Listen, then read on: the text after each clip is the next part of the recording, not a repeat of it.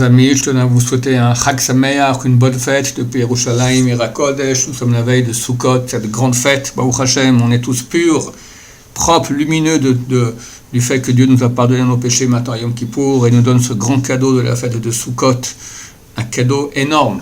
C'est la seule mitzvah qu'on peut faire, mitzvah de la Torah, qu'on peut faire avec le corps entier et on baigne dans la présence divine. Le mot Sukkah, c'est la valeur numérique des deux noms de Dieu, Yudke Vavke et Adonut, et on est carrément entouré, comme nos ancêtres dans le désert étaient entourés des nuées de sainteté, nous sommes entourés de sainteté, de la sainteté d'Hachem.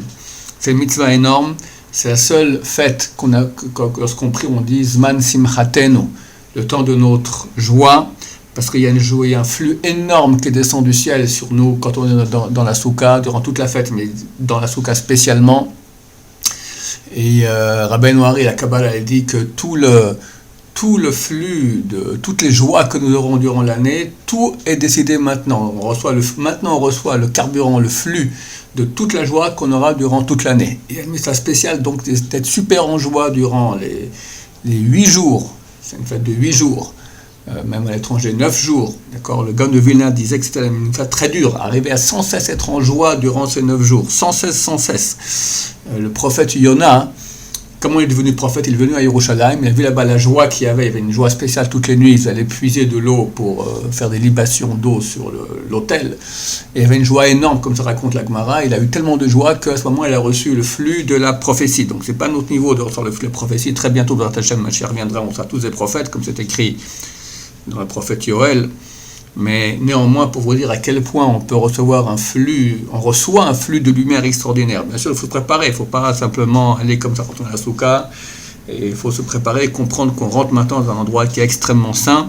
D'ailleurs, faire très attention dans la soukha, de ne pas parler à Shonara, de ne pas parler de bêtises, c'est un endroit qui est très saint. D'un côté, on doit habiter là-bas, sans cesse, les sages d'Israël faisaient tout pour ne pas quitter une seconde la soukha, si ce n'est s'il y avait une très très grande nécessité. Chaque seconde qu'on est dans la soukha, on fait une mitzvah assez de la Torah.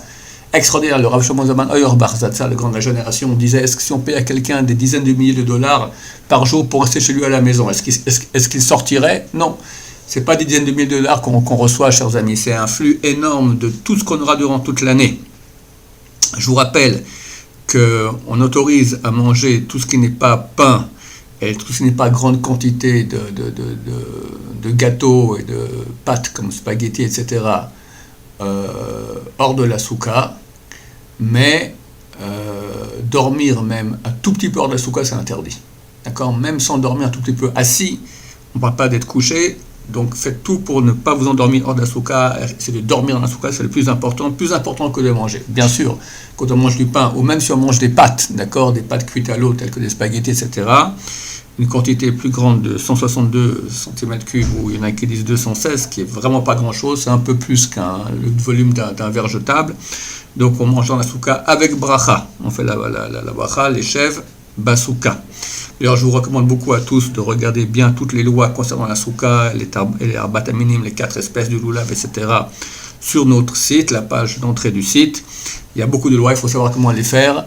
Très souvent, hélas, les gens habitent dans la soukha, mais la soukha n'est pas cachère.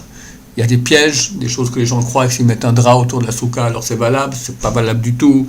Idem avec le lula, il faut bien connaître les lois, comment faire pour ne pas rater ces grandes mitzvahs. Essentiel, et plein de reconnaissance Hachem et de joie pour ces grands cadeaux qu'il nous donne, la soukha, les 4 espèces de lulav, qui correspondent aux 4 lettres du nom de Dieu, qu'on peut tenir dans nos mains et comme ça secouer vers Hachem.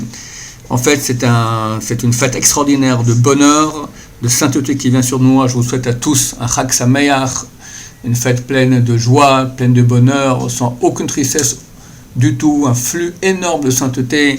Notre Hachem qu'on reçoit Mashiach Berachamim cette année très rapidement. Amen, Amen, Chag Sameach.